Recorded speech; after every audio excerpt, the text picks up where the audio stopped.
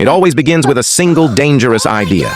A flicker of moving images on a glass screen plants the seed of a grand ambition, a bold defiance of the very earth beneath our feet.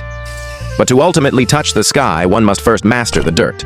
We initiate the ritual by laying a thick, unyielding vein of dark mortar, pressing the first fired clay bricks heavily into the soil.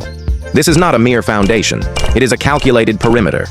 Every single block is placed with absolute, unforgiving precision, establishing a rigid geometric footprint that will soon hold the immense weight of our masterpiece. With the boundary walls firmly erected, we must fill the void to fortify our base.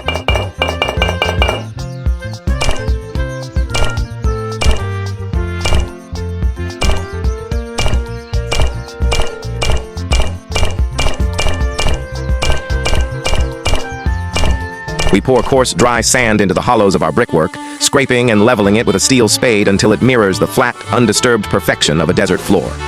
This granular bed will absorb the shock of our eventual ascension.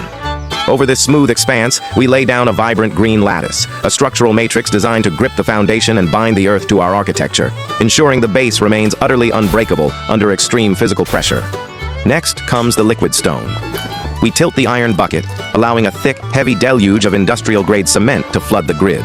It consumes the mesh, swallowing the granular bed beneath it. With swift, commanding strokes of the trowel, we spread this dense, gray slurry, pressing out the air, smoothing the violent mixture into a flawless, hardened monolith. This impenetrable slab is the bedrock of our vessel. As the stone cures, we introduce the outer shell. We stack bricks of venomous green and piercing pink, a calculated, vibrant mosaic that hides the formidable, unyielding strength of the structure behind a deceptive mask of color. We forge ahead relentlessly, integrating sharp white window frames and heavy, reinforced doors into the rising masonry. Each layer of brick is locked into place with a continuous application of mortar. The walls grow taller, enclosing the space, sealing the interior completely from the outside world. This is a formidable fortress disguised as a simple cottage. The architecture is exact, every corner perfectly squared, every brightly colored block serving a vital structural purpose. Finally, we lower the massive terracotta-tiled roof onto the structure, capping the fortress and sealing our domain in total shadow.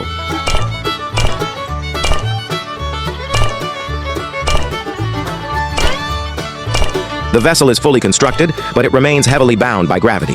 We must attach the catalyst. A tightly bound cluster of inflated spheres, highly pressurized and straining violently against their tethers, is brought forth. We secure them directly to the peak of the roof, issuing a daring physical challenge to the laws of nature.